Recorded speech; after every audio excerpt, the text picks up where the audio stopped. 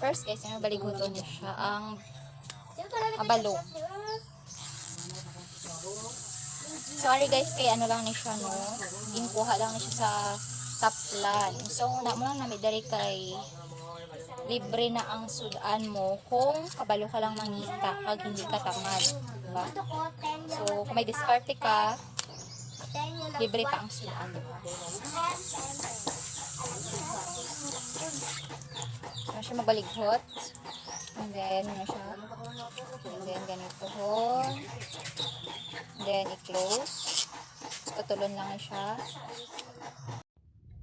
Si Uncle Erning na lang gali ang akong gipakagud sang lobe para dasig. Ay na guys, so tapos nakagud ang lobe, ako naman ang nagpuga sina. Start na magluto. So first kay ibutang naton ang takway. And then ibutang na naton ang isda. So una akong gali naton guys, so ipaksiw naton anay siya bago naton ibutang ang gata. Basta din.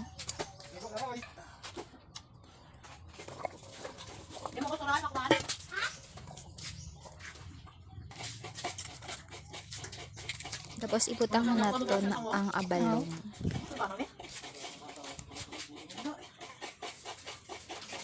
So mga lamas naton ang ahos ang sibuyas, ibutang sa magic sarap. Tapos ang asin para pampalasa. And then guys, so butangan natin na siya sa suka, kaya diba unahan natin siya sa paksiw.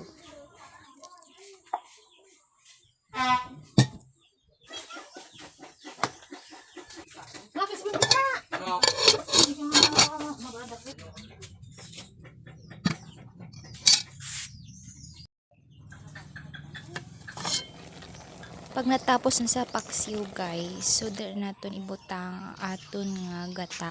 So ang gigamit ko nga gata guys, kay pure nga gata nga lubi.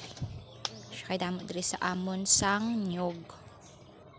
Tapos ni akong giluto, giluto ko siya sa kahoy. Kaya mal ni mama, mas tama daw ang lasa kung lutuon siya sa kahoy kaysa sa butane gas. Pero amo lang ng disadvantage guys, kay kung sa kahoy ka magluto, abaw ka kapoy, maghuyop-huyop.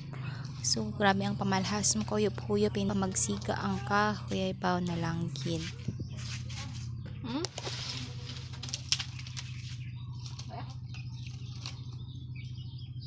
So sa pila ka minuto nga pagluto guys, so naluto na siya. So muni amon nga panyaga subong ang ginataang tilapia and mersing takway and abalong.